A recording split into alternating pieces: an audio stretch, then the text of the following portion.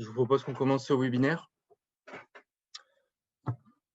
Donc, je suis Nicolas Grignard, je suis un des représentants du CEREMA au GNCDS dans le sous-groupe UNI. Et aujourd'hui, l'idée, c'est de parler de la détection des défauts périodiques. Donc, on est réunis pour 2 heures, donc jusqu'à midi. Le programme du jour, donc je vous fais cette petite introduction. Ensuite, Jean-Marc Martin, un copilote du sous-groupe UNI du GNCDS, vous présentera le sous-groupe et les activités sur lesquelles il travaille. Ensuite, je commencerai par vous présenter les défauts périodiques.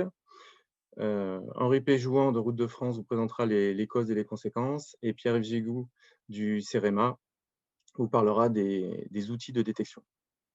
On aura ensuite, avec Jean-Yves Blanchard de l'ASFA, un témoignage d'un maître d'ouvrage.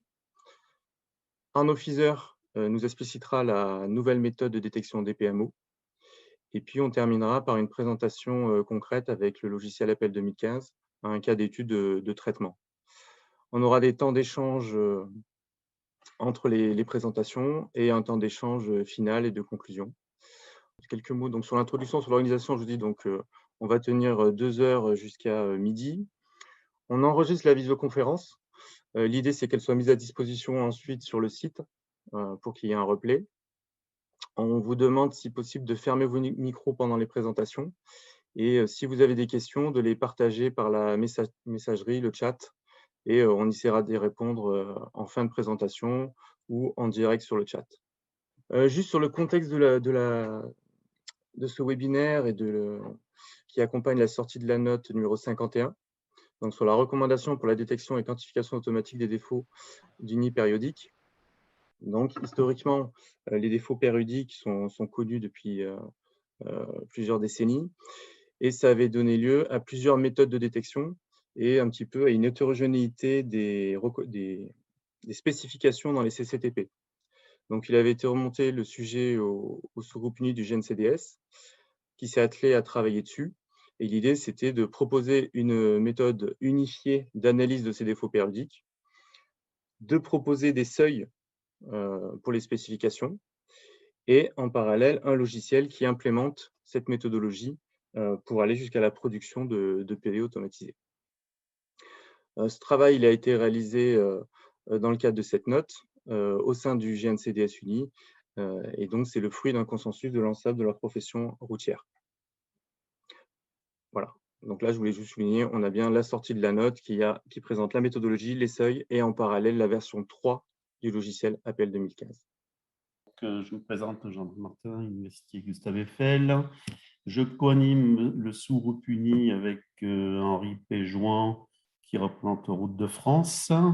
Le sous-groupe UNI, c'est une quinzaine de membres issus de tous horizons, représentant toute la profession, DGITM, DIR, Route de France, ASFA, Université Gustave Eiffel, CEREMA, ingénierie privée et conseils départementaux, ça ne paraît pas sur la une.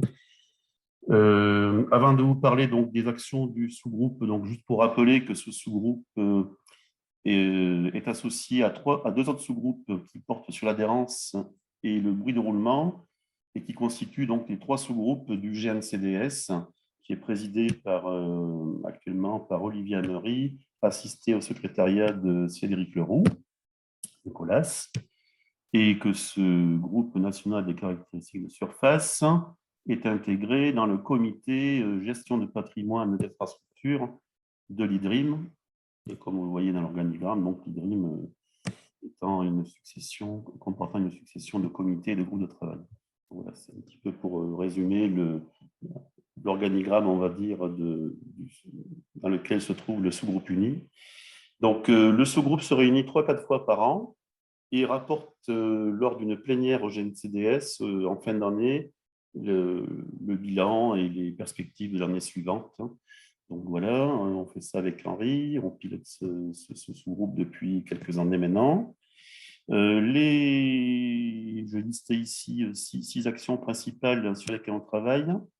Donc on suit les notes qui sont mises régulièrement sur le site de l'IDRIM et qui sont rédigées donc, par le sous-groupe depuis quelques années. Vous trouvez le lien ici pour pouvoir les télécharger si vous n'avez pas encore fait. Donc, la note 51, bien sûr, c'est la dernière produite et c'est celle qui fait l'objet de ces webinaires. Ensuite, nous travaillons sur les estimations de quantité de reprofilage par les mesures du nid longitudinal. Alors là, l'idée, c'est de révisiter un petit peu le module 3 de la méthode 46.2 qui fait appel à, comment dire, en principe, à de la mesure de profil en travers et de mesure de profil longitudinal. Donc, l'idée, c'est de dire, est-ce qu'on ne pourrait pas se contenter d'une mesure du nid longitudinal seule, de sorte à estimer les quantités de reprofilage à mettre en œuvre sur les petits réseaux non structurants. Donc, on est en train de faire une étude sur le CD35 actuellement. On a commencé l'an dernier, on l'a continué cette année, et on devrait arriver à des conclusions assez satisfaisantes, de sorte à n'utiliser que des profilomètres longitudinaux, puisqu'ils sont majoritairement disponibles soit par les entreprises, soit par le CEREMA, plus que les profilomètres transversaux, en fait. Ensuite, une autre activité qui porte sur l'UNI des techniques à froid. Là, l'idée, c'est de se constituer une base de données pour laquelle on pourra distinguer tous les types de travaux de technique à froid, que ce soit les retraitements en place ou les BBE, de sorte à produire une note qui pourrait, j'allais dire, un peu donner des spécifications en termes d'UNI qui soient un peu plus légères que ce qu'on peut trouver sur les enrobés à chaud traditionnels, en fait. Voilà. Ensuite, on a des actions de suivi. Alors, on suit les activités qui gravitent autour du club Unibox. Régulièrement, on rapporte les évolutions logicielles ou matérielles qui ont été préconisées dans ce sous-groupe Unibox, dans le club utilisateur Unibox, pardon. C'est des retours d'expérience. Et c'est récemment la production d'une procédure d'essai laboroute visant pour les détenteurs d'Unibox à obtenir l'agrément laboroute. Donc ça a été produit par un petit groupe du sous-groupe Uni, en fait, récemment, là, au début d'année. Ensuite, on suit aussi la mise en place de la structure de labellisation et d'homologation des profilomètres sans contact, qui est pilotée par CRMA assisté de l'UGE, de l'Université Gustave Eiffel. Donc, quand cette structure a des avancées significatives, elles sont rapportées régulièrement au sous-groupe Uni.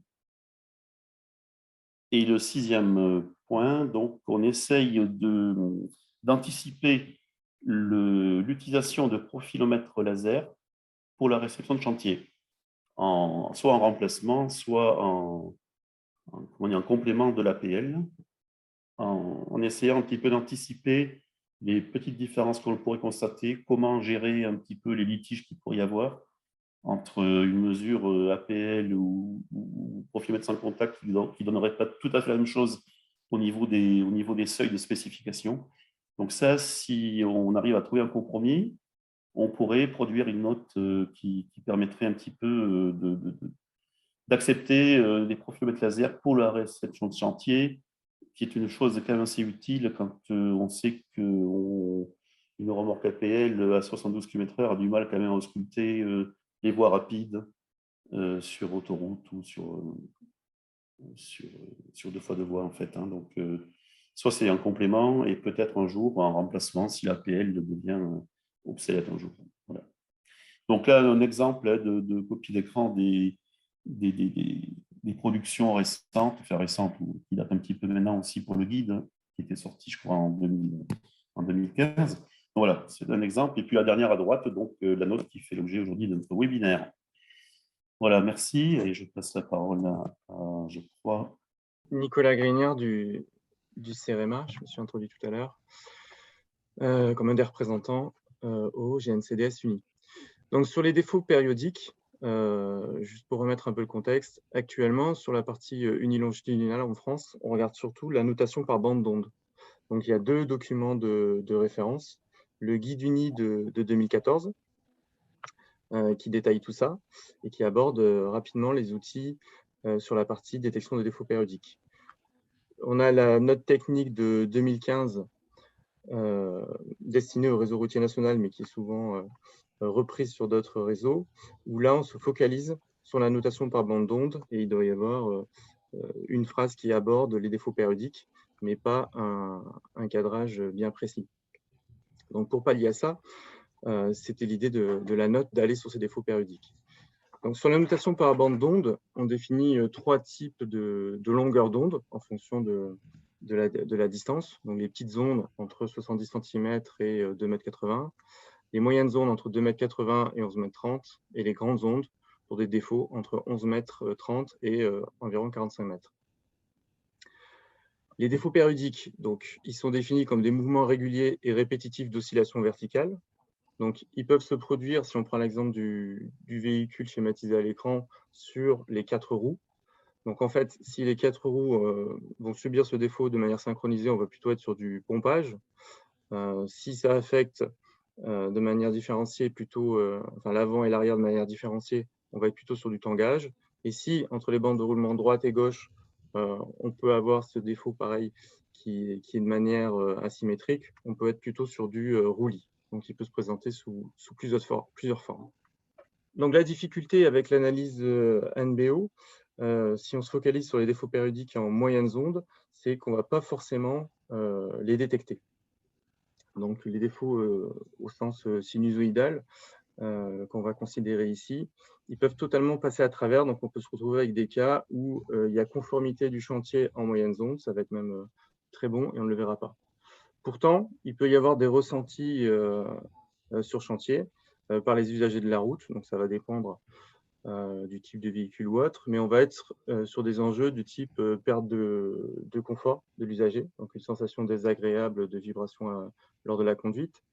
Ça peut aller dans les cas les plus sévères jusqu'à des questions de sécurité, s'il peut y avoir des phénomènes de délestage de roues qui vont jouer sur les distances d'arrêt qui pourraient être plus importantes. Si, notamment pour les poids lourds, les semi-remorques rentrent en résonance, on va être plutôt sur des impacts dynamiques avec des variations de charge et potentiellement des endommagements de la structure plus importants que prévu. Ça va jouer aussi sur la consommation d'énergie des véhicules qui vont compenser ces oscillations et sur l'usure de ces derniers, notamment sur toute la partie suspension amortisseur des véhicules. Malgré que ce n'était pas dans la partie NBO, il y a des outils qui existaient déjà avant la note et qui étaient utilisés de différentes manières. Et il y avait un besoin de traiter et d'harmoniser ces pratiques. Pour illustrer un petit peu ça, donc là, c'est ce qu'on a, on saute un peu avec l'illustration de ce qu'on peut obtenir avec le nouveau logiciel. Mais sur la partie du haut, donc on voit le signal, donc les traces rouge et bleu, donc trace droite, rouge, trace bleue, gauche. Et en dessous, on voit la notation NBO, donc tous les 20 mètres en petites ondes. Encore en dessous, on voit la notation en moyennes ondes, tous les 100 mètres. Et là, on voit qu'on est plutôt globalement bon sur le chantier. Et il y a une partie qui n'était pas détectée par la notation NBO alors qu'elle a été signalée sur ce chantier. C'est la partie qui apparaît donc, sur la DSP à droite, ce pic de fréquence. Donc là, il est entre 4 et 5 mètres ici. Et il est détecté dans la partie du bas, la notation supplémentaire qui apparaît dans la version 3 du logiciel, où on vient détecter, pareil, suivant les traces rouge et bleu, ce défaut périodique. Je vais laisser la parole à Henri Péjouan. Oui, donc Henri Péjouan, Spivetian Mali, représentant Route de France au GNCDS Uni. On a pu mettre des causes dans l'apparition de ces défauts périodiques. C'est quand même assez difficile de trouver des causes toujours exactes parce qu'on arrive souvent a posteriori quand on fait la mesure. Et il faut alors se reporter ou peut-être interviewer les gens qui étaient sur chantier et qui peuvent nous donner des informations. Ceci étant dit, on a quand même cerné des causes qui sont autour d'un dysfonctionnement, d'un mauvais réglage d'un finisseur ou d'un de ses organes. Alors, un exemple très simple, c'est un exemple de salissure sur une chenille du finisseur. Si vous avez par exemple un amas d'enrobé qui se colle sur une des chevilles du finisseur, et bien à chaque tour de chenille de ce même finisseur, on va avoir la chenille qui va se surélever et la table du finisseur qui va aller de même. Et du coup, on va retrouver sur cette longueur de chenilles, ben, un défaut périodique. Voilà, ça c'est un exemple assez facile et qu'on a pu identifier correctement. On a aussi des problèmes de vérin de table, de phénomènes de pompage qui sont très difficiles à prévoir et qui provoquent aussi ces défauts périodiques. On peut avoir aussi des problèmes de capteurs de chargement de la table, alors de chargement d'enrobé. Ça, c'est un cas concret qui est arrivé l'année dernière sur un de nos chantiers. Mais donc les camions vident les enrobés vont à l'arrière du finisseur et normalement il y a un capteur qui permet de re-remplir la chambre de répartition du finisseur assez régulièrement. Et là, ces capteurs étaient en défaut et c'est manuellement en fait qu'un opérateur provoquait le chargement de la table de répartition. Et du coup, à chaque début de camion, ben, on s'est retrouvé avec un problème de table qui montait ou baissait intempestivement et ça a provoqué ces problèmes de, de défauts périodiques qui étaient quand même très importants sur ce chantier. On peut avoir aussi un problème de puissance de traction du finisseur par rapport à la table qu'on utilise, par rapport à sa masse.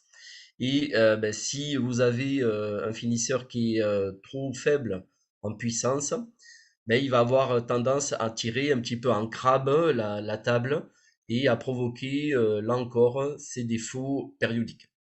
Donc, tout ça, tous ces problématiques, et je suis sûr qu'on en oublie certaines, ben, provoquent ben, l'élévation ou la baisse intempestive de la table du finisseur de façon répétée et périodique, et donc la création de ces fameux défauts du nid en moyennes ondes, qui sont compris à peu près entre 3 et 10 mètres. On va souvent retrouver des défauts du nid à des longueurs d'onde de 8 mètres, qui correspondent un petit peu à la longueur 7-8 mètres, qui correspondent à la longueur d'une chenille d'un finisseur.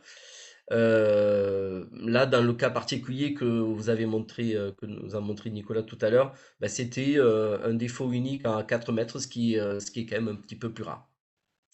Comme dit précédemment, tous ces défauts périodiques entraînent des vibrations et surtout un inconfort de conduite euh, qui est ressenti par les conducteurs suivant le type d'engin qu'ils conduisent, et ça on va le voir plus tard avec des mesures qu'on a réalisées sur une application qui s'appelle Miranda, qu'on va développer ultérieurement.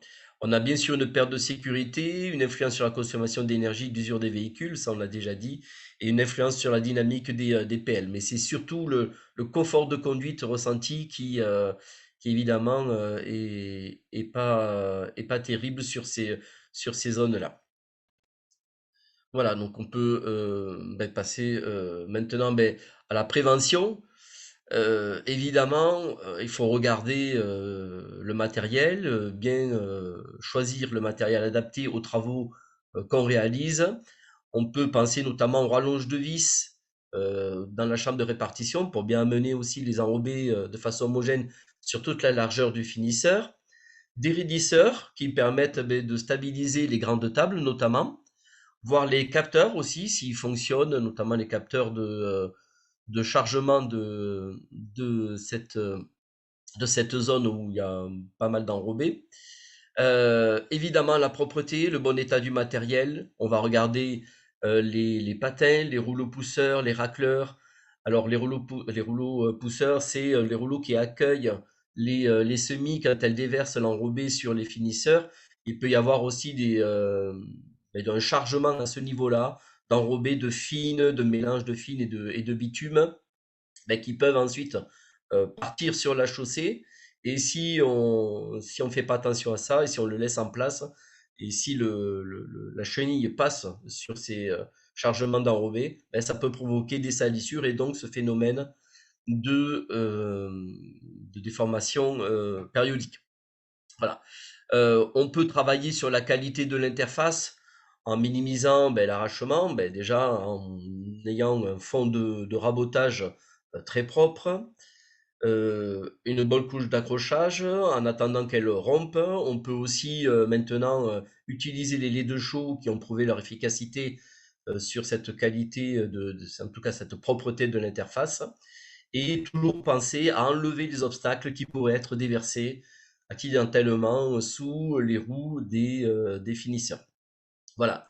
Ben, si possible, réaliser des mesures avant travaux, ça c'est quelque chose qu'on recommande aussi. Alors, c'est surtout pour voir si les chaussées actuelles ont des défauts périodiques et pour pouvoir anticiper dans les travaux ben, les futures solutions à trouver ben, pour gommer ces défauts périodiques. Voilà, je passe maintenant la main à Pierre-Yves Gigou du CEREMA. Oui, bonjour à tous. Donc, effectivement, les petits problèmes de mise en œuvre peuvent découler, enfin, conduire à des défauts du nid. Mais ce qui nous intéresse aujourd'hui, c'est donc le caractère répétitif euh, du défaut. Et pour ça, il va falloir passer donc en, en domaine fréquentiel. C'est-à-dire qu'on va faire une analyse euh, fréquentielle et non pas des petits défauts dispatiaux ou spatial, quoi, pour comment dire, caractériser ce défaut qui nous concerne aujourd'hui. Donc, le domaine fréquentiel, c'est en fait c'est l'analyse du spectre du profil et on a nécessité d'avoir une bonne représentation statistique du signal. Ce que a expliqué Henri, c'est qu'effectivement, tous les petits problèmes de mise en œuvre peuvent se caractériser par des défauts qui sont plus ou moins réguliers et donc qui euh, ont un ressenti périodique enfin, ou régulier, quoi. C'est-à-dire que les secousses régulières, etc. Mais on n'est pas sur un défaut périodique au sens sinusoïdal du terme. Le défaut périodique sinusoïdal se ressent essentiellement sur les engins, les camions qui ont une amplitude, un empattement important. Donc, on avait filmé à l'époque, comment dire, le mouvement régulier du chauffeur d'un camion poids lourd sur un défaut périodique de longueur d'onde entre 6 et 8 mètres, comme l'a dit Henri. Ce n'est pas toujours très confortable, en fait, au niveau du chauffeur. Donc voilà, là on est sur la représentation du signal périodique au sens sinusoïdal. On voit que le pseudoprofil est comment dire, chahuté ponctuellement sans avoir particulièrement de notes ou d'énergie en petites ondes ou moyennes ondes très mauvaises. Donc, sans spécification particulière au niveau de la mise en œuvre, il n'y avait pas de non-conformité détectée puisque les notes de moyennes ondes et de petites ondes étaient très correctes, ce qui fait que la conformité avait été déclarée lors de ce chantier qui a fait l'objet du petit film qu'on a pu voir.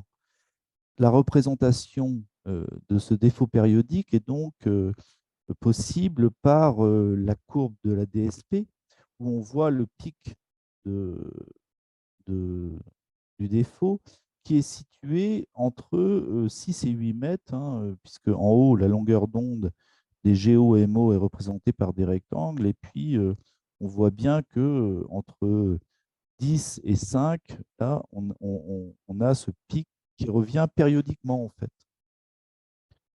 D'où c'est vraiment l'analyse fréquentielle, hein. C'est plus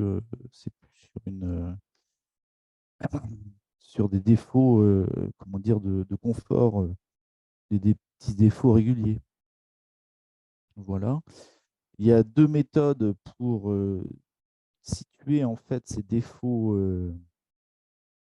périodiques avec l'ancienne version du logiciel, c'est-à-dire qu'on on faisait varier, je vous montrerai tout à l'heure, on faisait varier les fréquences, les longueurs d'onde pour visualiser en fait sur la section, tout l'itinéraire ausculté, les longueurs d'onde qui présentaient des défauts importants. Donc là, on peut voir qu'effectivement, dans la longueur d'onde entre 8 et 7,8, là, on a des défauts plus importants, un coup à 2000 mètres, un coup à 3100, 4000. Et l'autre méthode, c'était donc la représentation dite en 3D qui représentait par longueur d'onde en fait les défauts qu'on pouvait constater. Donc, là, on voit que sur le 8,19 ou 7,99, on a des énergies qui sont plus importantes, enfin, ou du moins des densités spectrales qui sont plus importantes. Il y a 2 questions. Il y en a une pour Henri, une qu'on m'a fait en privé. Alors, pourquoi on se focalise sur les moyennes ondes et pas sur les petites ondes? On se focalise, alors je laisse les est-ce qu'il y a quelqu'un qui veut répondre ou j'y réponds? Bon, je vais y répondre et vous complétez. On se focalise sur les moyennes ondes parce que c'est un défaut, plus facilement, enfin, il y a un aspect, détection qui est plus facilement, caractérisable, et répétable au niveau de l'analyse. Et après, c'est aussi ce défaut, où on a explicité les causes, qu'on sait notamment par, les réglages du matériel et la propreté, corrigée. Sur les petites ondes, à ce jour, c'est un peu plus, difficile d'automatiser la procédure pour les détecter. Et pour mon cas, je dirais que c'était encore plus rare de le voir, les défauts, petites ondes, périodiques. Mais là, je vais peut-être laisser, Henri, je ne sais pas si tu peux compléter là-dessus? Ouais, alors moi j'en ai vu, c'est vrai que c'est plus rare et en tout cas l'expérience que j'en ai, c'était sur des couches minces, type BBTM, où là on a une mise en résonance de la table carrément.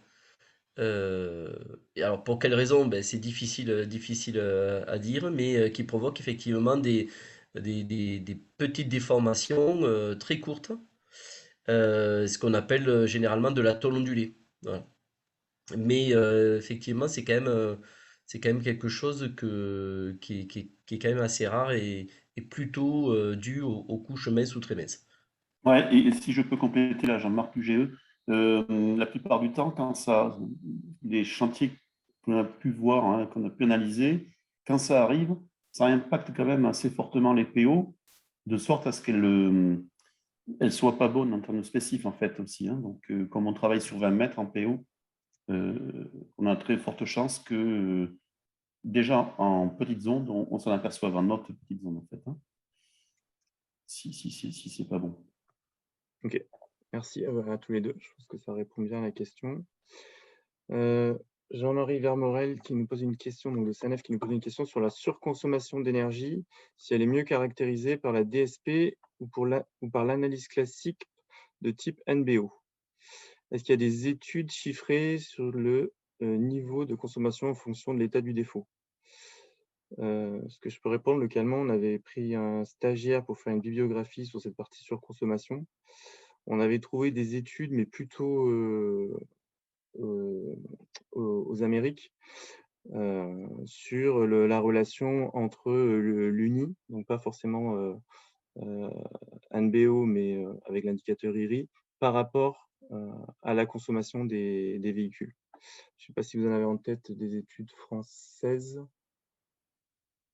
Euh, Alors, sur la DSP, juste compléter quelque chose, c'est que quand même, normalement, ça reste des défauts sur des longueurs euh, qui vont amener une surconsommation locale, mais c'est plutôt s'il y a des véhicules qui passent régulièrement dessus que ça va vraiment impacter, qu'un véhicule qui va passer une seule fois, parce que ça reste quand même normalement des défauts limité spatialement.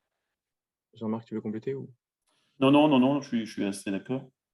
On a essayé de quantifier les surcharges dynamiques aussi que ça pouvait engendrer. C'est assez compliqué aussi. Donc, la littérature dit que oui, ça peut impacter un petit peu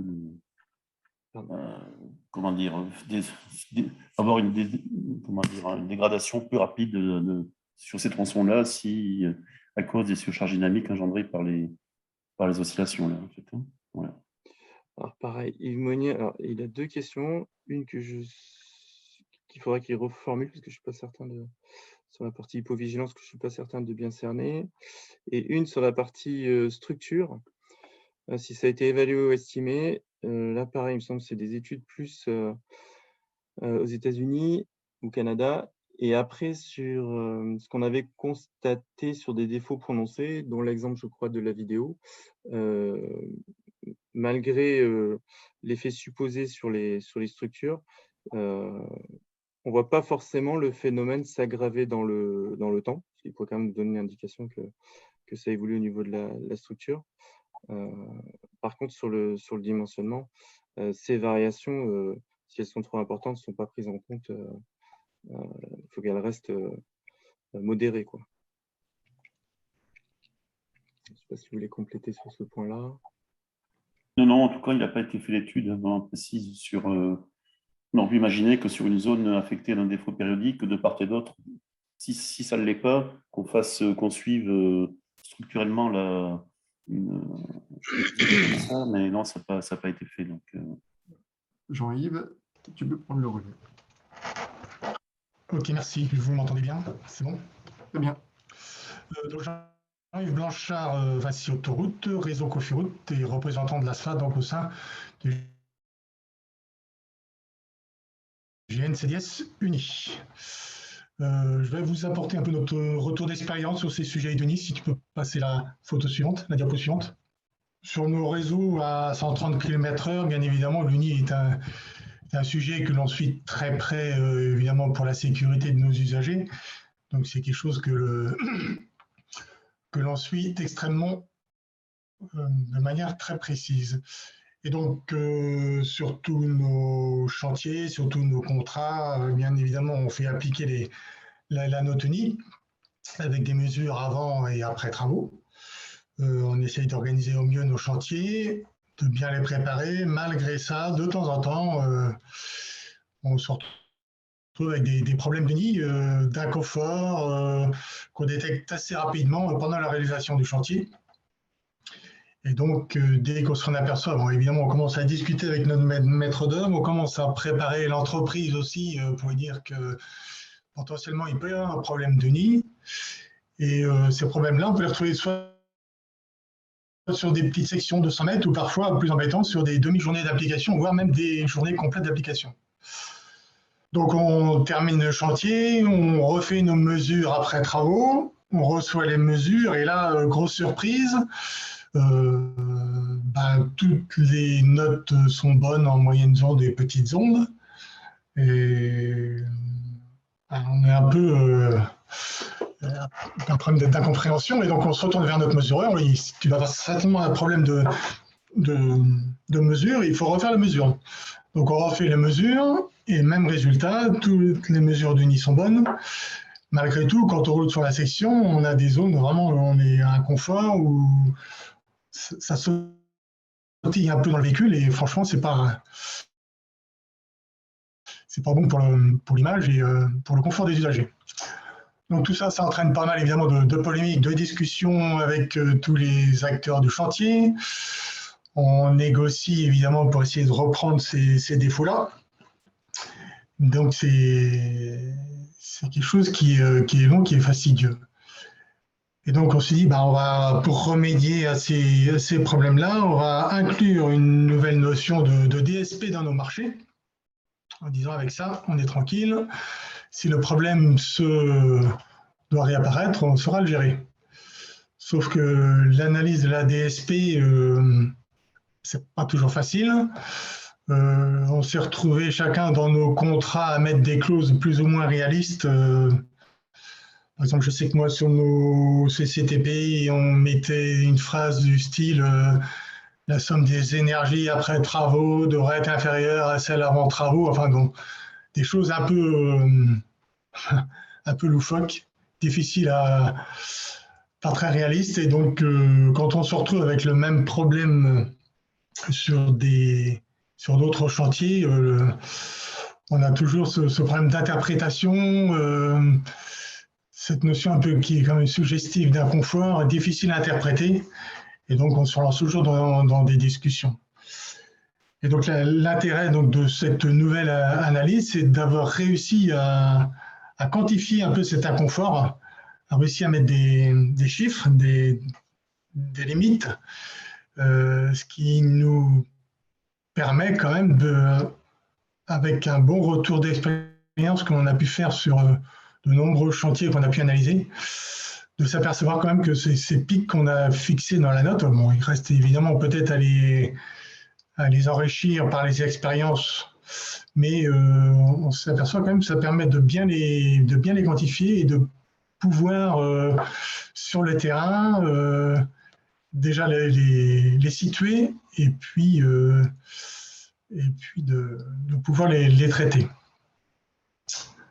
Donc voilà, alors aujourd'hui, on commence un peu à appliquer cette nouvelle note. Malheureusement ou heureusement, on n'a pas eu encore à l'exploiter. Donc, mais j'espère que si malheureusement on devait avoir d'autres problèmes de ce style, on saurait les résoudre assez facilement avec la nouvelle note.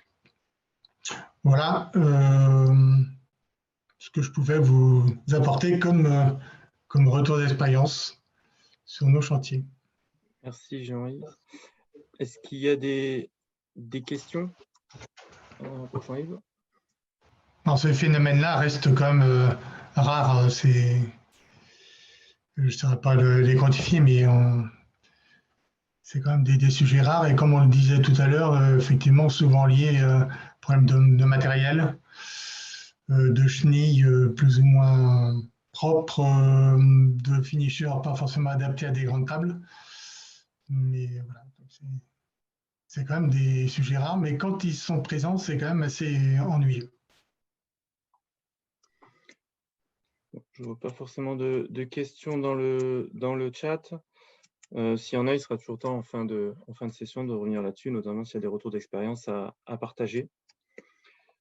Du coup, je vous propose qu'on passe la main à Arnaud Fizer pour présenter la méthode en elle-même. Arnaud.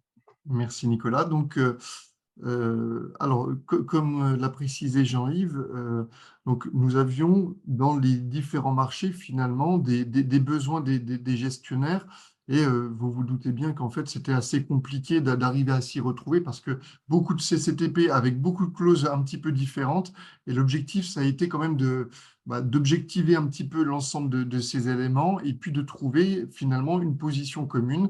Donc c'est pour ça que le GNCDS a travaillé activement sur ce sujet pour arriver à la fois à proposer un petit peu l'état de l'art sur la densité spectrale et puis à la fois à aller dérouler la pelote de laine jusqu'à proposer des recommandations de spécifications qui peuvent être mises dans les marchés de travaux. Donc, c'est cette méthode-là, la méthode DPMO, donc défaut périodique en moyennes ondes, que nous vous proposons d'aborder désormais. Alors, la note 51, donc voilà, c'est cette méthode homogénéisée. Donc, elle fonctionne comment? Donc, elle calcule en fait une succession de densités spectrales de puissance qui font 1000 mètres et à chaque fois, l'ensemble de ces DSP de 1000 mètres sont décalés de 100 mètres, donc de façon un peu glissante comme ça. Et puis, l'objectif, ça va être d'identifier des pics, donc les pics de DSP qui vous ont été présentés tout à l'heure, mais des pics qu'on va standardiser avec des seuils. Donc, on viendra sur les seuils un petit peu plus tard. Et puis, le troisième élément important qu'il était nécessaire que l'on fasse, c'est si il est constaté lors d'une analyse sur un chantier des zones qui présentent des défauts périodiques et qui sont légèrement disjointes, c'est d'être en capacité de les regrouper, parce qu'en fait, il ne serait pas non plus très crédible de refaire des reprises ponctuelles sur deux zones qui seraient trop proches les unes des autres, mais plutôt de les englober comme étant une seule zone qui pose des problèmes de défaut périodique. Alors, cette note est ce que l'on vous propose en DPMO. D'abord, ça fonctionne si la longueur du chantier fait plus de 1000 mètres. Donc ça, c'est le premier élément intégré. Lorsque nous sommes sur des chantiers qui sont entre 500 et 1000 mètres, on va dire que l'ancienne méthode, entre guillemets, peut s'appliquer. Donc, c'est la méthode expertise d'analyse du logiciel en défaut périodique, donc telle que vous l'a présentée tout à l'heure, Pierre-Yves, avec de la DSP glissée notamment. Et puis, quand le chantier fait moins de 500 mètres, on ne juge pas pertinent l'utilisation des spécifications en DPMO. Alors pourquoi? Parce qu'on estime que quand l'opération fait moins de 500 mètres, l'usager, le temps qu'il comprenne finalement l'inconfort, il a déjà fini finalement sa circulation avec son véhicule. Donc voilà, c'est la règle qu'on a pu définir, c'est celle-ci. Le deuxième élément important, mais qui n'apparaît pas sur cette diapositive, quand on fait de la réception, ne pas oublier que, pour l'instant en tout cas, ce sont les remorques APL qui servent à faire de la réception de couches de roulement. Et donc, effectivement, ce système DPMO, même si potentiellement peut être détecté avec d'autres appareils, en tout cas, la réception d'une couche de roulement reste à réaliser avec des remorques APL. Et donc, c'est sur cette base-là aussi où on va pouvoir appliquer ou ne pas appliquer de conformité, non-conformité sur l'ouvrage en cas de problème détecté. Alors, comment avons-nous construit le système? En fait, pour revenir un petit peu à la genèse de ces défauts périodiques, donc, ce sont des choses, ça ne fait pas d'hier qu'on les connaît, ça fait déjà plusieurs années, voire plusieurs dizaines d'années qu'on a ces éléments-là sous le coude. Et donc, en fait, on est parti voilà, sur une cinquantaine de chantiers qui posaient des problèmes en densité spectrale. Donc, l'objectif a été, par une phase expérimentale, de rechercher un consensus entre les différents acteurs que constitue l'IDRIM. Donc, vous avez un panel autour de la table là parmi les présentateurs. Et donc, en fait, c'était de revenir sur ces fichiers de mesures qui posaient des problèmes. Donc, on a refait du post-traitement des données pour vérifier effectivement le problème là, enfin, que le problème était bien avéré. Et puis, on est allé faire un petit peu, entre guillemets, d'instrumentation. Alors, pas au sens pur du terme, mais en fait, on a simplement demandé à des agents, donc ça peut être des agents de laboratoire, ça peut être des agents de gestionnaires autoroutiers, ça peut être des agents de collectivité, etc. Donc, de circuler sur leur réseau avec différents types de véhicules, donc des véhicules de tourisme un peu classiques jusqu'à des poids lourds, en passant par des camionnettes.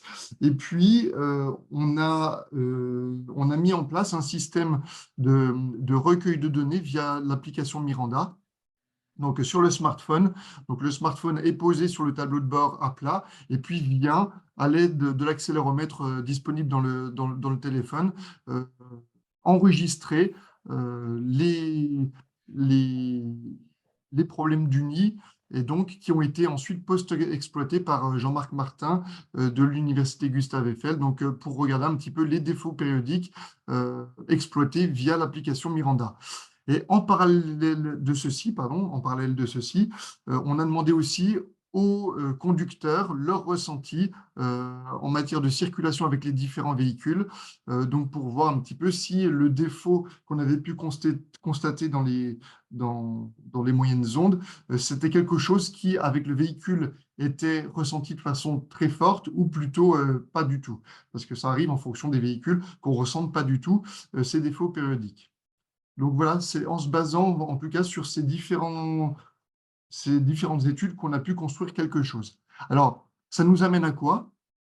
ça nous amène aux valeurs recommandées qui sont les suivantes, donc qui sont basées sur une amplitude de pic. Donc vous la voyez tout à l'heure, l'amplitude, c'était le pic qu'on voyait qui montait bien là. Donc cette amplitude, dès lors qu'elle dépasse finalement le 5, enfin 5 entre sa base et puis le pic, là, du coup, on a une détection automatique du défaut périodique avec le logiciel 3.10 que CVE vous diffuse.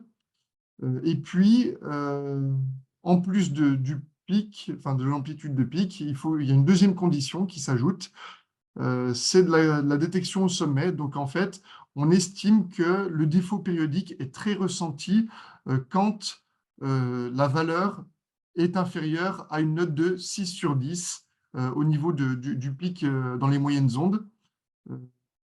Pour autant, même si quand la note est inférieure à 6, là, on est en non-conformité, il nous est apparu comme important de venir mentionner quand la note était inférieure ou égale à 7, qui est finalement le seuil de détection.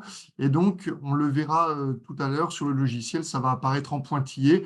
Ce n'est pas encore en non-conformité quand on est sur le seuil de détection, mais en gros, ça montre que le défaut existe, mais qu'il n'est pas encore jugé suffisamment significatif pour pouvoir être mis en non-conformité.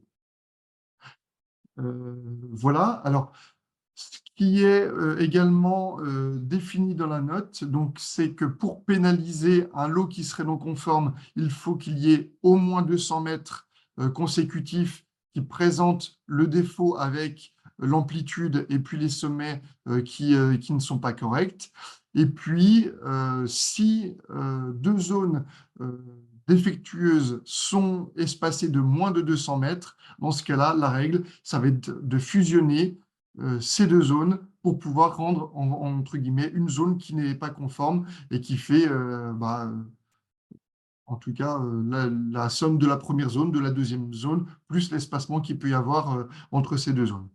Donc, ce qu'il est précisé, c'est que le logiciel 3.10 d'APL 2015, la version 3.10 d'APL 2015, fait un traitement automatique de tout ceci. Donc, de façon automatique, l'ensemble de ces éléments sont implémentés et vous le verrez tout à l'heure.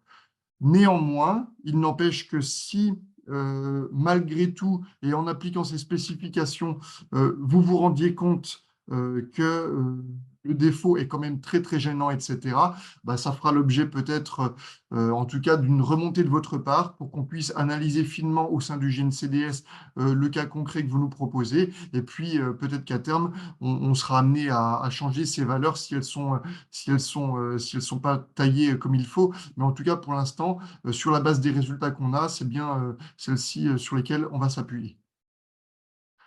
Alors, que fait-on en cas de seuil de non-conformité atteint? Alors, dans tous les cas, il y a un échange à avoir entre le gestionnaire de réseau et l'entreprise. Le gestionnaire de réseau qui peut s'appuyer sur son bureau d'études préféré pour l'aider à prendre la bonne décision. Une entreprise peut toujours proposer des mesures correctives et donc, effectivement, charge au maître d'ouvrage d'accepter ou non les mesures correctives qui sont proposées. La solution la plus adaptée, qui est définie dans la note numéro 51, ça va être une réfection de la couche de roulement. Et cette réfection, du coup, elle est à prendre sur la zone qui est incriminée et qu'on va pouvoir détecter grâce au logiciel APL 2015. Et s'il y a reprise de la couche de roulement, ce qu'il est conseillé dans la note numéro 51, ça va être de reprendre les mesures du nid en commençant les mesures 1000 mètres avant la zone qui a été reprise, 1000 mètres après la zone qui a été reprise et bien entendu toute la zone qui a été reprise. Donc, ce n'est pas utile de faire l'ensemble du chantier. On peut circonscrire le nouveau contrôle sur une zone un peu plus restreinte, mais par contre, on a quand même besoin de ces 1000 mètres, notamment parce que la DSP, elle se fait sur des tronçons de 1000 mètres avec des décalages de 100 mètres. Donc, c'est ce qui va permettre de juger finalement que le problème ne subsiste plus après la reprise. J'attire comme l'attention sur le bon sens, il ne faut pas l'oublier. Donc, effectivement, s'il y a des solutions plus simples qui peuvent être envisagées et moins coûteuses sur l'aspect économique et environnemental, on pourra aussi quand même étudier ces choses-là s'il y a vraiment des problèmes qui peuvent être détectés. Alors, voilà, donc un exemple de traitement qui vous est proposé. Donc, on le reverra tout à l'heure en image quand Pierre-Yves vous fera un petit cas pratique. Mais donc, ici, on voit donc les petites ondes, les moyennes ondes, qu'il n'y a pas trop de problèmes. En tout cas, quelques défauts en moyennes ondes, mais très légers, donc, enfin, en tout cas, qui n'apparaîtront jamais en non-conformité parce que la note minimale, elle va être à 8 ici. Donc, en fait, ça montre que globalement, le chantier est plutôt bien réussi.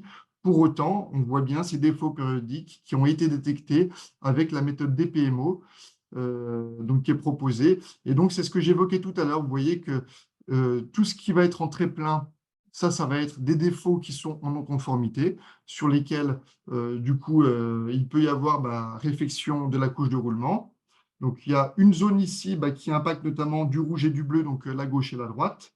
Et puis ici, manifestement, on est plutôt très impacté à droite, peut-être à gauche, peut-être que la gauche est camouflée derrière ces histogrammes qui arrivent à droite. En tout cas, enfin, là, je pense que c'est surtout très à droite parce que quand vous avez la gauche et la droite, vous voyez que en surbrillance, vous voyez le petit rectangle bleu là qui apparaît derrière, donc qui montre que ici, il y a gauche et droite, et là, on n'a que du rouge, donc on peut estimer que le bleu dépasserait très légèrement de ce rectangle rouge si la gauche était aussi impactée. Et puis, donc là, c'est tout ce qui est en détection. Donc, c'est pas non conforme, mais c'est en détection. Donc, le défaut périodique existe bien, mais n'atteint pas les critères d'amplitude et de sommet du pic. Donc, c'est pour ça qu'il apparaît en pointillé sur ce graphique. Et comme les deux zones ici sont espacées de plus de 1000 mètres, de plus de 200 mètres, elles ne sont pas fusionnées pour en donner une seule zone qui pourrait être non conforme. Donc là, pour le coup, ici, nous avons deux zones non conformes qu'il faudra traiter ultérieurement. J'en ai fini sur cette présentation sur la DPMO. Je ne sais pas s'il y a des questions avant de passer par une petite séquence de quiz. Merci Arnaud. Il y a quelques questions en commentaire. Donc, des questions, alors, notamment sur la détection des défauts périodiques. Pourquoi on ne passe pas systématiquement en véhicule, enfin une personne en véhicule, même sans l'appel, pourrait détecter le défaut? Est-ce que tu veux Alors, répondre? le problème, c'est que enfin, ce qu'on a pu tester, donc, on a testé différents véhicules, on a testé différentes vitesses, et puis les différents véhicules aussi, il ne faut pas oublier qu'ils ont une capacité quand même d'amortir aussi les défauts, et donc que la restitution du signal, même en défaut périodique, est quand même très largement atténuée par rapport à la remorque APL. Éventuellement, je peux laisser Jean-Marc préciser ces éléments-là ou compléter les choses, mais en fait, parce qu'il y a un côté empattement entre les essieux du véhicule, vitesse de circulation, amortisseur, etc., qui viennent rentrer dans la balance, le problème, c'est qu'on ne peut pas avoir un regard objectif et complet si on fait varier à chaque fois les différents paramètres. Donc, l'objectif, c'est bien évidemment de figer les paramètres. C'est un des cinquièmes quand vous regardez la fiabilité notamment des mesures, et là c'est l'aspect matériel qui va beaucoup jouer. Donc standardiser le matériel nous permet de détecter ces choses-là et puis de pouvoir les comparer de façon efficace à terme. C'est compliqué de faire différemment. Voilà, Jean-Marc, je ne sais pas si tu veux apporter quelques précisions. Non, non, non, non, tu as bien résumé la chose, hein. Après, effectivement, le principe, si on peut passer avec un véhicule léger, ne serait-ce sur la section, à une vitesse assez proche de la vitesse qui est retenue sur le tronçon, on devrait ressentir des choses. Alors, plus ou moins selon le type de véhicule, effectivement. À défaut d'avoir une instrumentation de type Unibox, par exemple, qui permettrait de ressortir exactement l'amplitude du pic, hein, alors, beaucoup d'entreprises sont dotées de l'Unibox, peut-être pas nécessairement sur tous les chantiers lors de la mise en œuvre, bien sûr, mais si c'est le cas, le conseil, c'est de passer un petit coup d'Unibox. À défaut, comme disait Yves Monnier, de prendre son véhicule et puis essayer de rouler à la vitesse un petit peu pratiquer sur le tronçon et voir si on ressent quelque chose ou pas du tout, quoi. En fait, et dès qu'on ressent un petit peu, j'allais dire que selon le type de véhicule, effectivement, ça peut être plus ou moins important et risquer d'être en dehors des spécifiques. En fait. Il y a Romain Rigaud qui complète un peu ce point. Donc, il demandait s'il y avait des études sur l'impact des défauts périodiques sur les couches de liaison neuves sur l'uni de la couche de roulement. Donc Pierre-Yves va apporter déjà des éléments de réponse. C'est des choses qui ont été regardées notamment dans la base de données des 50 chantiers. Et aussi l'intérêt de faire un passage APL entre la couche de liaison et la couche de roulement, et notamment la faisabilité pour tous les acteurs.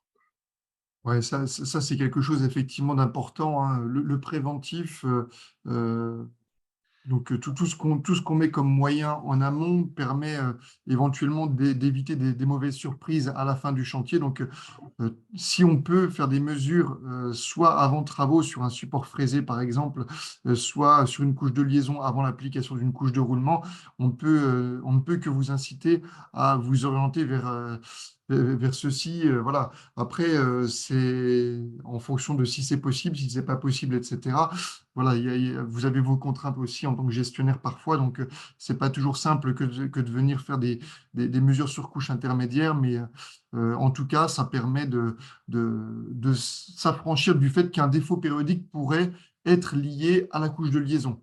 Il n'empêche que le défaut périodique pourrait aussi tout à fait être généré par la simple application de la couche de roulement. Et donc, même si vous faites une mesure sur la couche de liaison, en fait, il n'y a rien qui vous garantit que vous n'aurez pas le défaut périodique une fois que vous aurez posé votre couche de roulement, parce qu'effectivement, comme l'a précisé Henri tout à l'heure, il y a aussi l'ensemble des éléments des organes du finisseur sur lesquels il faut être très très vigilant, parce que ça peut vite partir, même avec des couches très minces, où on peut générer des défauts périodiques qui, sur le pseudo-profil corrigé, vont représenter que quelques millimètres. C'est vraiment très faible.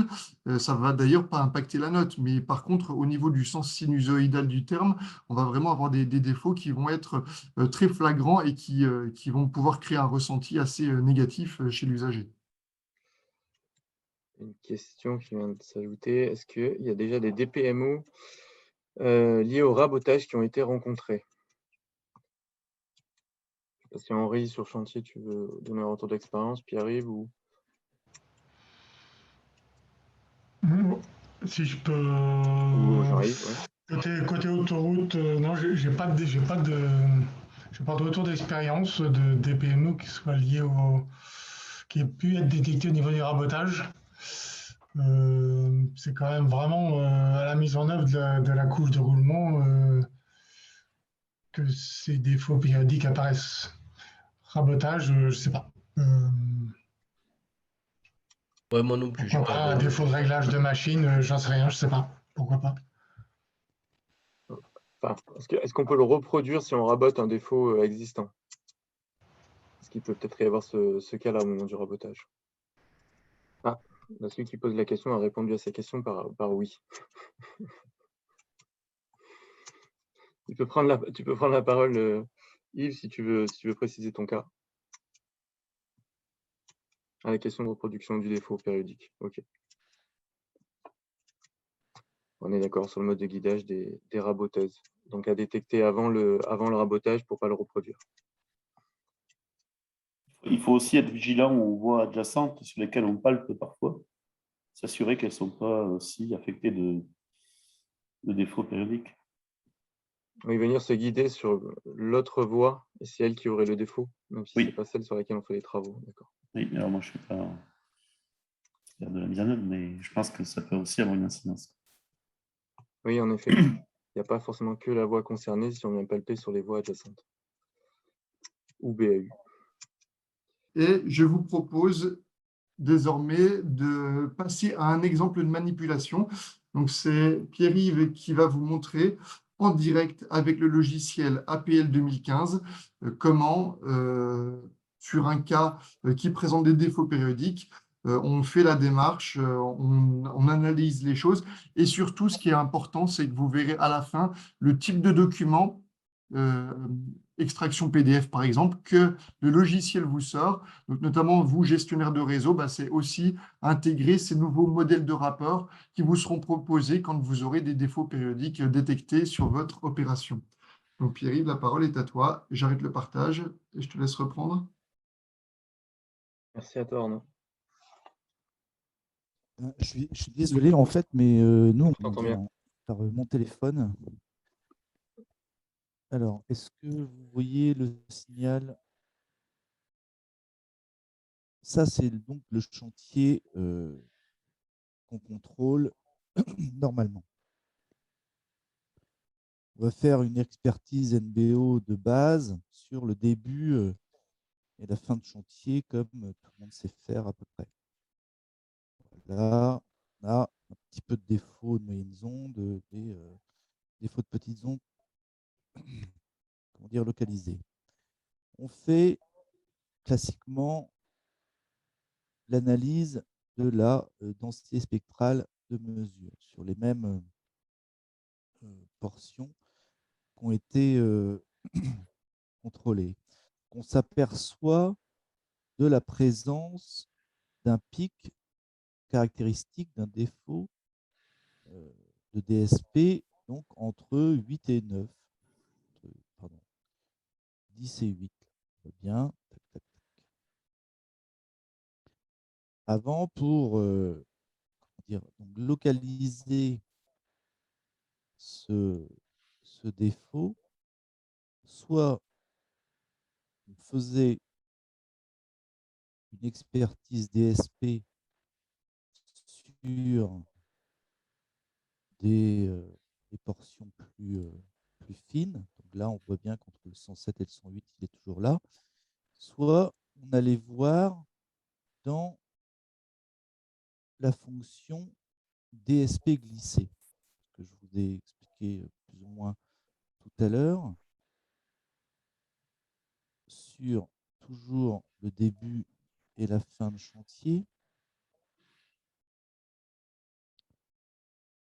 Voilà le calcul de la DSP, et on obtenait ce genre de tableau où il fallait faire varier donc la longueur d'onde qui nous embêtait.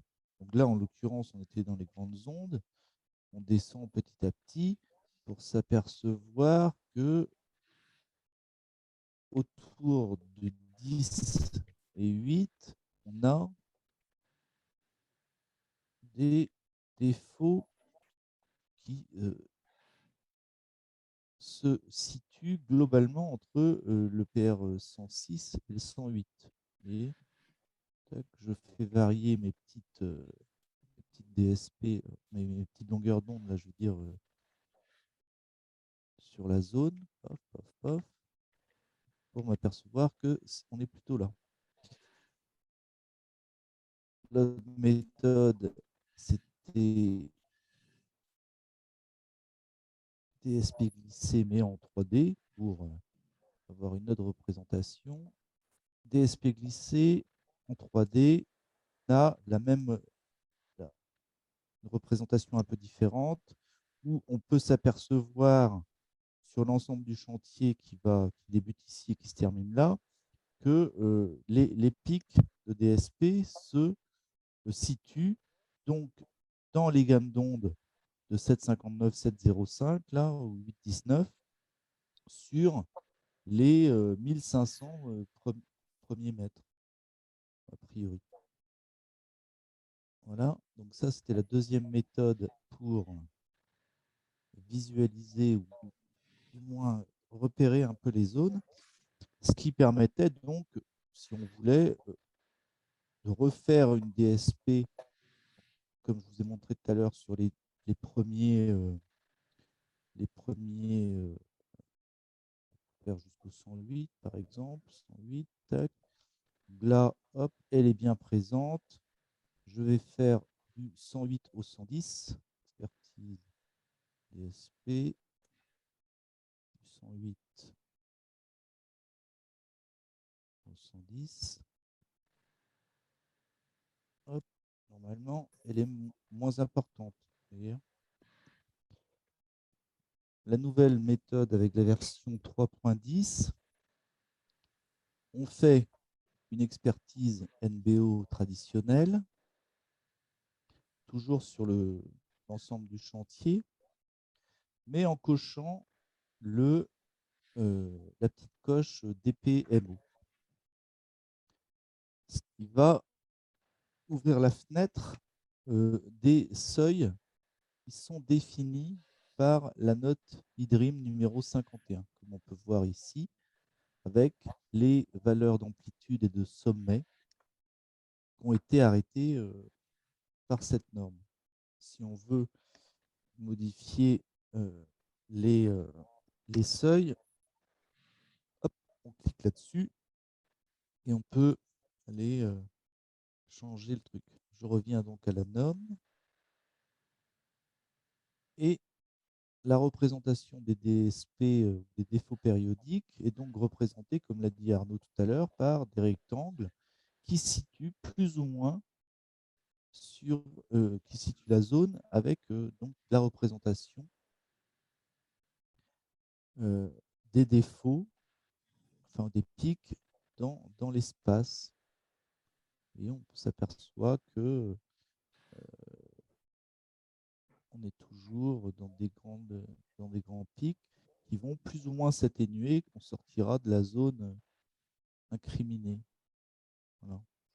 Là, il y a toujours des pics, mais ils ne répondent plus aux critères définis par les seuils de la note. Hop. Alors, je suis reparti à 0. Bonjour, excusez-moi. Oui. J'avais une question. Vous Ouais. pouvez revenir à l'image précédente, s'il vous plaît? Alors, tac. Désolé, je ne me suis pas présenté. Julien Mecas chez Colas. Merci. En fait, Alors. ma question est pourquoi il n'apparaît pas des petits diagrammes, des petites barres sur toute la longueur du chantier?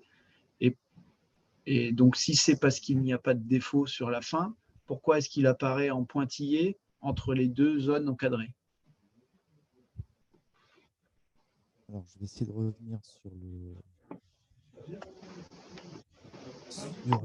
cas.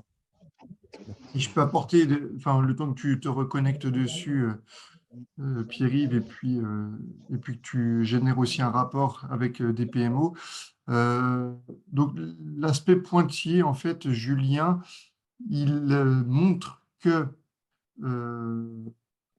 comment dire, que en amplitude de pic, on a potentiellement les 5 points, mais par contre que le sommet du pic, donc le sommet, quand on regarde par exemple là sur la partie droite, le sommet là, on voit qu'il atteint presque la barre du 6, mais qui ne passe pas au-dessus de la barre du 6.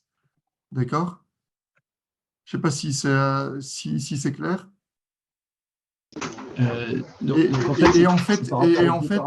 En fait, il y a deux choses. Il y a le sommet S1, lui, c'est un seuil de détection. Donc, c'est ce qui va permettre de montrer qu'il y a réellement un défaut périodique, mais sans que ça ne soit une non-conformité.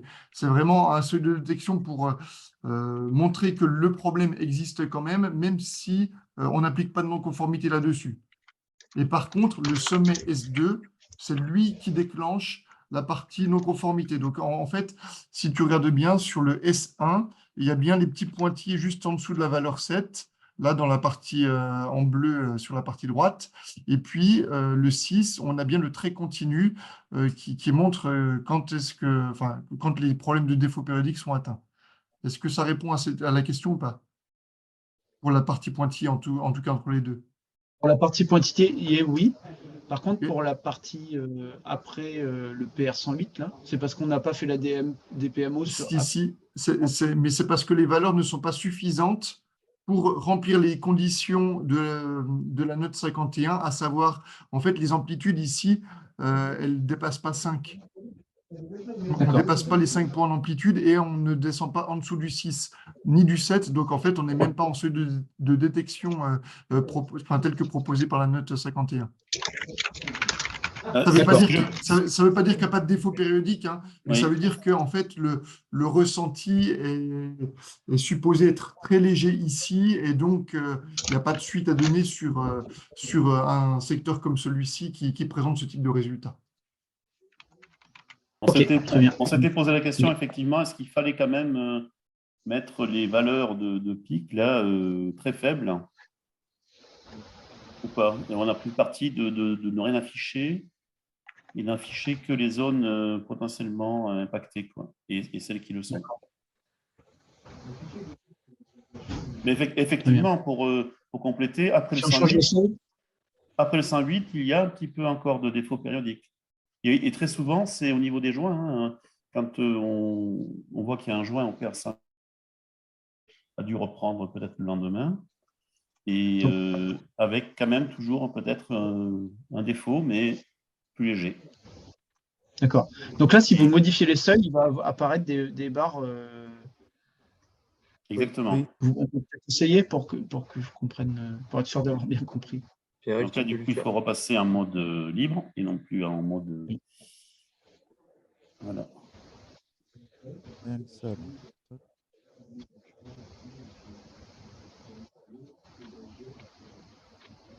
OK.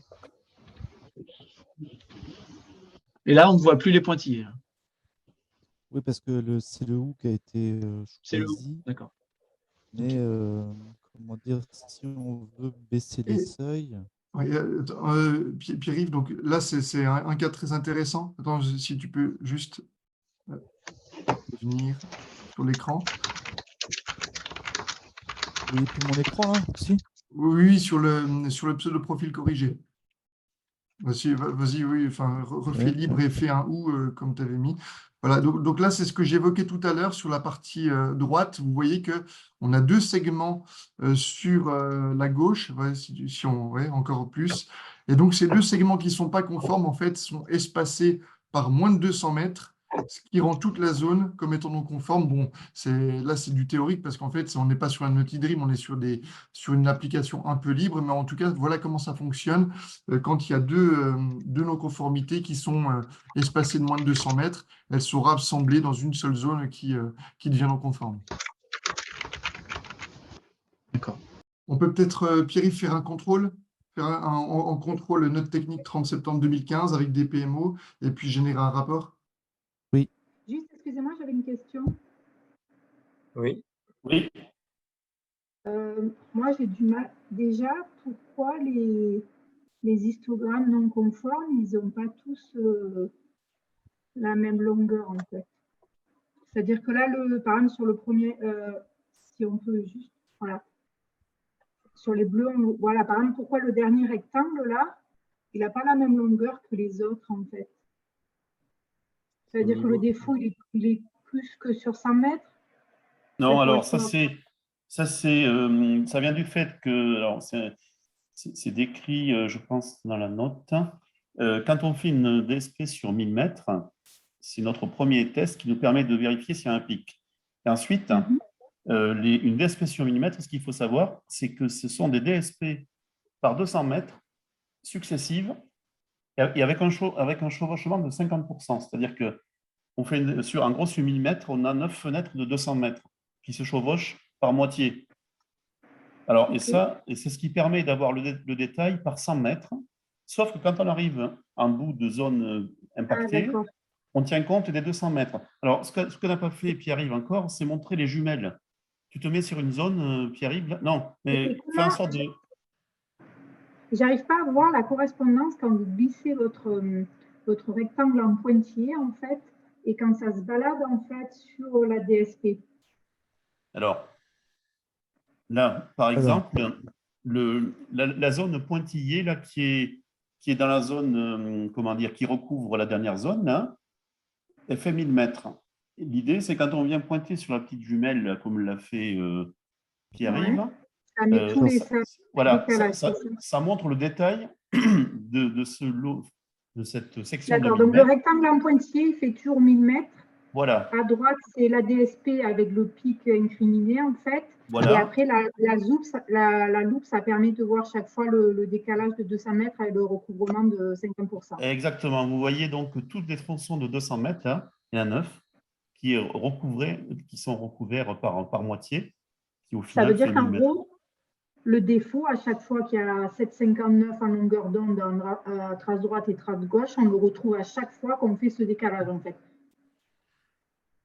Oui, alors du coup, là, ça nous permet de dire sur les millimètres en question, il est affecté là au début. Et on voit bien que sur les 4 fenêtres qui... attends, arrête de bouger si tu peux. Sur les... Voilà. Sur les dernières, on voit bien qu'il n'y a plus le fameux pic. Oui, parce que oui, il n'est pas pris, d'accord, ok. Et c'est possible que dans la fenêtre de 1000 mètres, quand on se balade, ça sera pas toujours la même longueur d'onde qui soit incriminée? Alors, c'est possible, mais ça va être à la… comment dire, on pourrait avoir du 7,59 ou alors le point à côté. Mais ça va être… Oui, d'accord, c'est similaire, d'accord. Ok. Oui, parce que… Et juste, si vous pouvez nous détailler donc, les valeurs dans la loupe, s'il vous plaît. Les jumelles. Non. Oui, les jumelles, pardon. Excusez-moi. Alors, tac.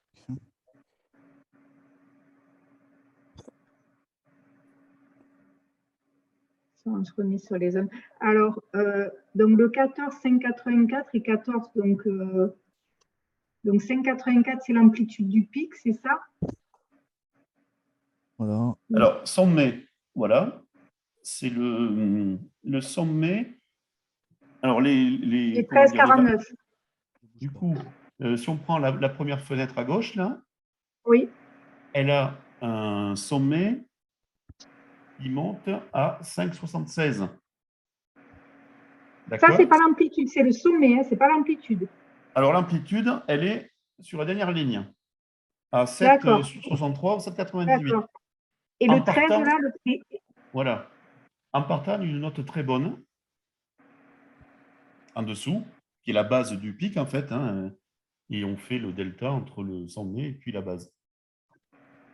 Oui, donc Alors, je sais le 13,49, c'est bien la note à la base du pic, en fait. C'est ça. Et pourquoi il y en a deux? Pourquoi il y a un 13,49, un 14 ou un 14 et Il y 14? a gauche et droite. Droite, casse gauche. Mm. C'est deux traces. Oui, d'accord, mais il y a 14, 6, 37 et 14. Ça, c'est trace Oui. gauche. Ça, c'est la trace gauche, oui. Et ces deux 14, ils correspondent à quoi? C'est la base, vous voyez, les barres obliques, là, elles vont Ouais. jusqu'à 12. Et quand même la base du pic est en dessous de 12, on essaye d'aller jusqu'à maximum 14, en fait.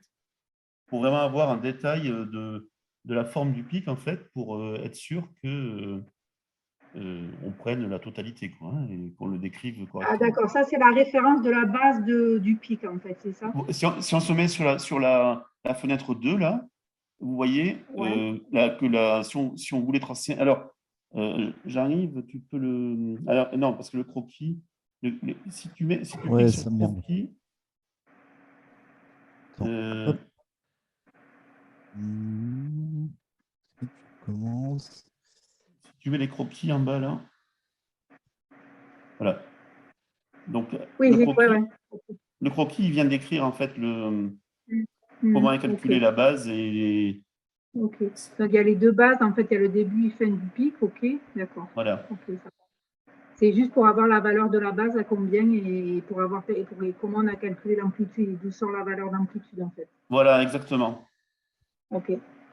Ça. Donc, la dernière, c'est l'amplitude et celle au milieu, c'est le sommet du pic. Dans le tableau, quand on zoome avec les jumelles. Oui, alors il y a la légende à droite, hein. Je ne sais pas, vous ne l'avez peut-être pas vu. Hein. Alors, je sais ah oui, d'accord. Pied aval. Ok, ça va, ouais. Okay. Pied amont, pied aval, sommet. Voilà. Et amplitude. Ok, ça va, ça marche. Pierre, je te laisse du coup passer à la génération des deux rapports et PV, pardon. Donc, quand on génère les rapports, donc on peut faire ça. Tac. Hop. Tac. Je ne me rappelle plus trop. Tac. Dans la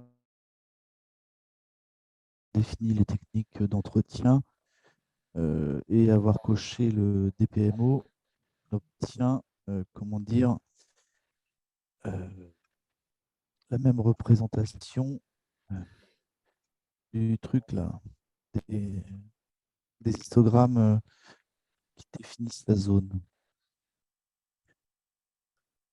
Alors, rapport, donc, je l'avais tout à l'heure, DPMO. Alors, donc ça là, hop, faire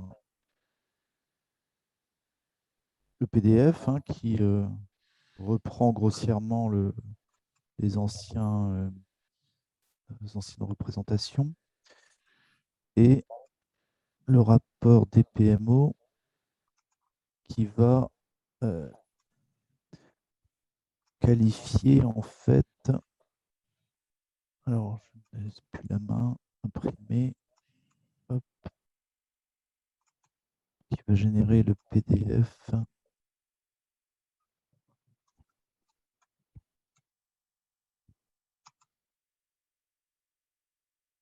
en définissant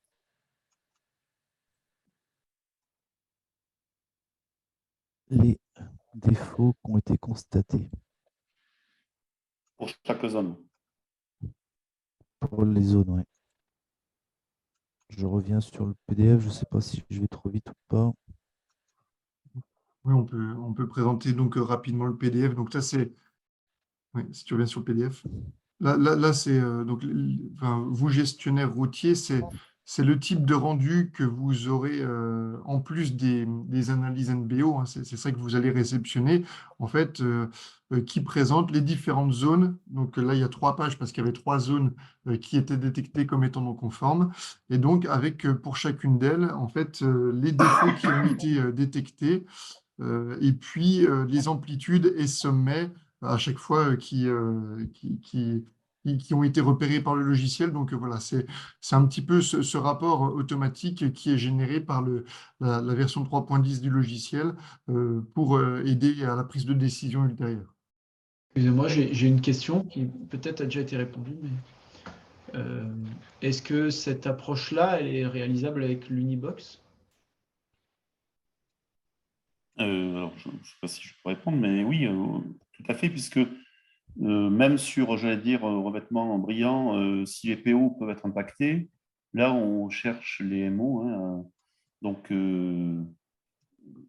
j'encourage vivement, si en plus on dispose des Unibox lors du chantier, à les passer derrière la mise en œuvre. Ça, c'est sûr. Enfin, je laisse parler Henri, qui a sûrement l'a déjà fait ou de façon courante le fait, je pense. Donc, Oui, ça se fait à l'identique. Et donc, dans ce cas-là, le MLPLM, c'est la même chose, en fait. exactement. D'accord. Alors, sur couche récemment répandue, effectivement, la brillance peut impacter le laser. Alors, s'il est complètement dans les choux, le laser, effectivement, on ne pourra pas exploiter. Mais on a constaté quand même que même quand il est, comment dire, s'il est juste bruité, les MO ne sont pas impactés. Donc, on peut regarder les choses, en fait, et faire le même type d'exploitation.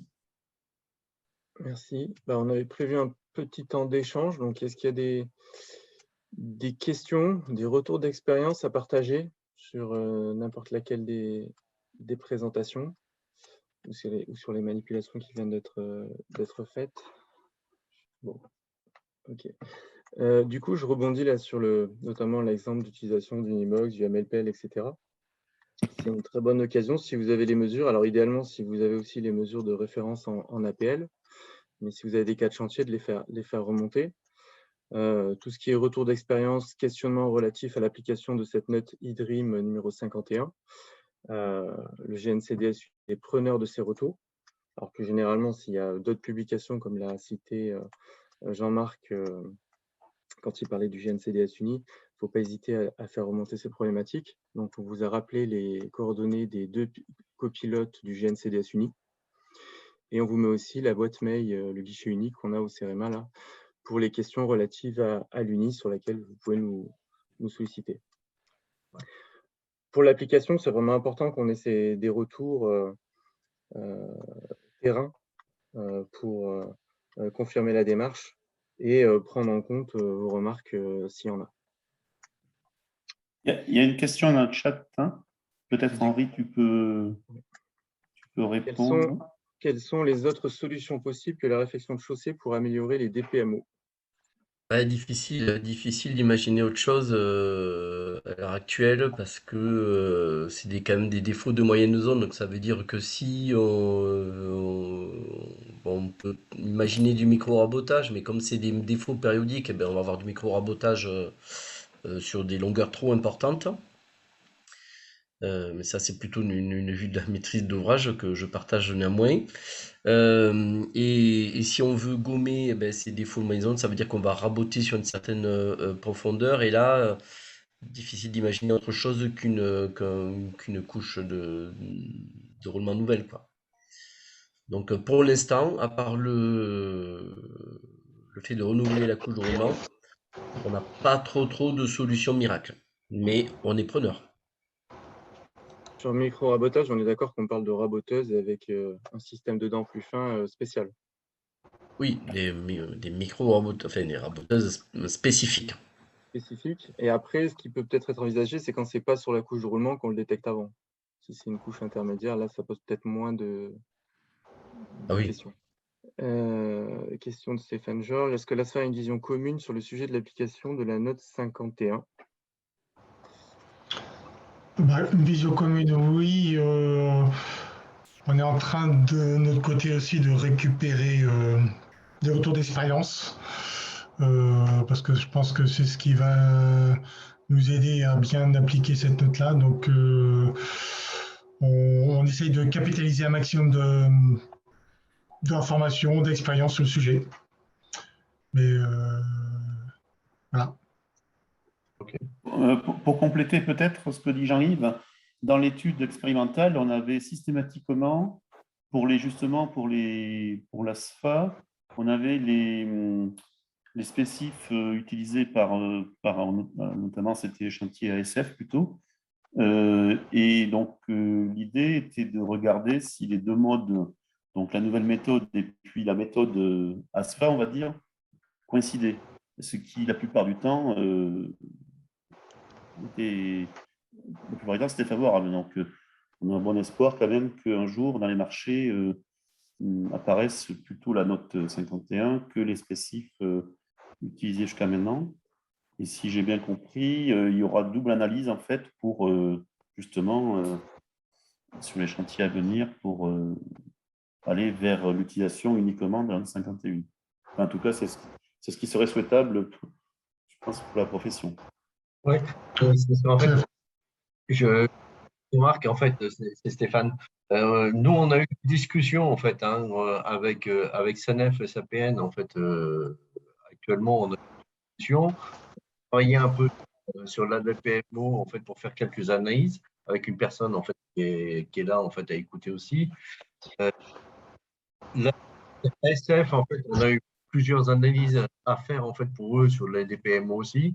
Voilà, c'est ça, en fait, que je pose la question, c'est qu'en fait, ça devient de plus commun. J'ai pas l'impression qu'il y ait encore quelque chose qui ressorte, qui soit un peu, je dirais, un peu généraliste et un peu global, en fait, sur l'ensemble des autoroutiers. Et nous, on souhaiterait que ça se mette en place rapidement dans les marchés. Alors, si ça doit passer par une phase de comparaison avec les spécifs, j'allais dire, qui étaient assez réalistes pour certains cas aussi, il ne faut pas se leurrer. Il y a des fois, c'était assez loufoque dans les marchés, mais des fois, ça pouvait être assez réaliste. Voilà, si ça doit passer par une phase de comparaison et dire, bon, OK, on peut abandonner notre méthode un petit peu maison et puis passer à celle qui est préconisée pour l'ensemble de la profession, c'est ce vers quoi il faut aller, je pense. Et voilà, je pense que profiter disons, pour l'instant, l'analyse DSP est faite pour capitaliser de l'expérience, des retours d'expérience.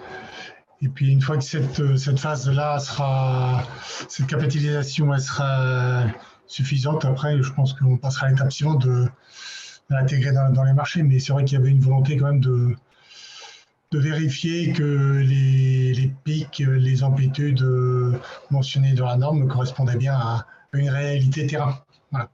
Ah ouais, je comprends bien. Donc il y a un besoin que tout le monde soit capitalise sur le sujet, mais voilà, on avance, ça va avancer. Très bien. Donc déjà, je voulais remercier les contributeurs qui nous ont aidés à préparer ce webinaire. Donc, c'est principalement les animateurs qui étaient là aujourd'hui, dont les noms sont…